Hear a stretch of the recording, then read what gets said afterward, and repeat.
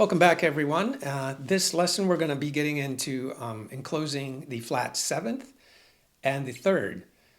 Before we begin, though, I would just like to mention all of these examples have been presented in like closed position, single string style.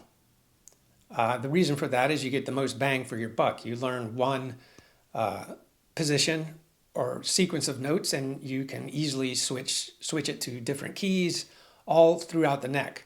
However, I would like to just mention, if you have the time and are so inclined, it's very interesting to learn these same note sequences in the melodic style, utilizing open strings for position shifts. You can cover a lot more range that way, and oftentimes the lines will flow smoother and be faster. The big drawback to that, though, is that each key requires specific fingerings that have to be memorized. And that takes a lot of time and memory. However, if you get a chance, explore it, especially in the key of G. Just take one key that you use a lot and explore these in the melodic style. So as usual, there is tablature available for all these positions and exercises we're going to be doing in this lesson. Check the description of this video for a link. The tablature is free. All right, so we're going to start with the flat 7th. The rule for the flat 7th is you enclose it in a normal way as long as you start the line with it. If you try to enclose the 7th within a line, it gets lost. It loses its musical symmetry and it just doesn't work. So start the line with it and you'll be fine. So here's our first example on the first string.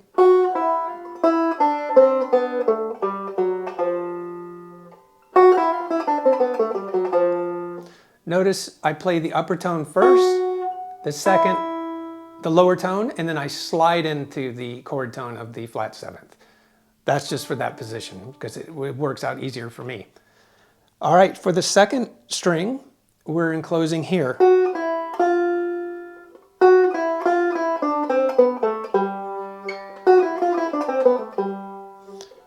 All right, third string.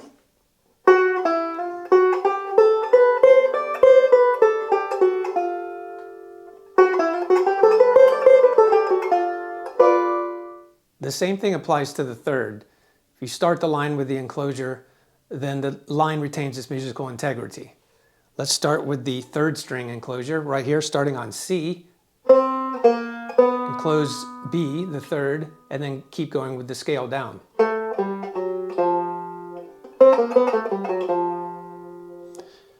On the 2nd string, notice I use a hammer on here. Now on the 1st string,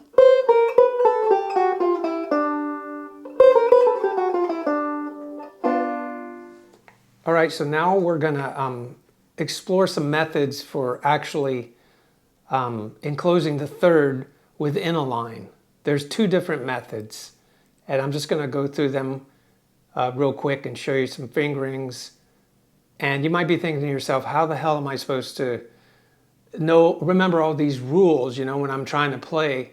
And you're right, you can't think of it, you can't remember it, you just have to have it in your fingers and in your ears, and that just takes a lot of practice. So the first method is to descend from the 5th to the 4th chromatically. That's a 3-note sequence. D, D flat, C. All right? And then once you hit C, that's the beginning of your enclosure of the 3rd. So 5th, flat 5th, 4th, enclose the 3rd. And so within a line, it sounds like this.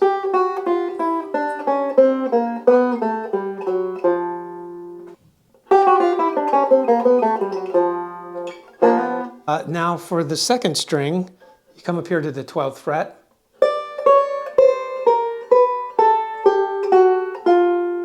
So starting on the 5th, descend chromatically to the 4th, and that begins the enclosure.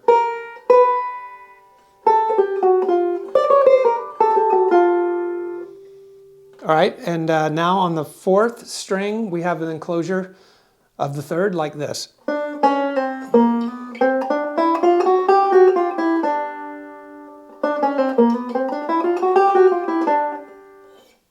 Okay, now the second method is you start from the fourth, you skip down to the second, and then ascend chromatically to the third. So it's a different kind of enclosure. It sounds like this.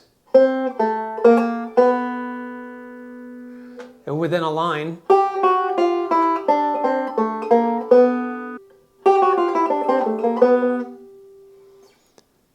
and now we can like ascend and then descend into it.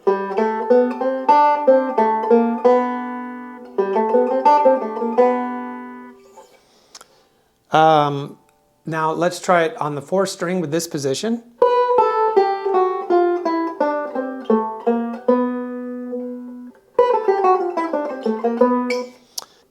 On the second string we have this.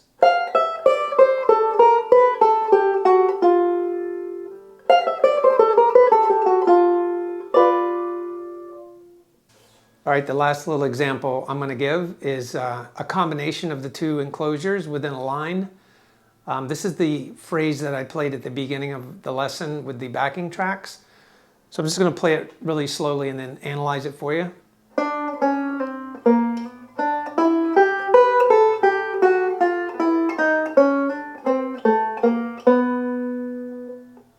So it starts off with the first enclosure of the third, which is descending from the fifth to the fourth. And then sliding into the third. Now a little G arpeggio up to the third, and then go down the bebop scale. Enclose the fifth, end up on the fourth, and then do the second enclosure.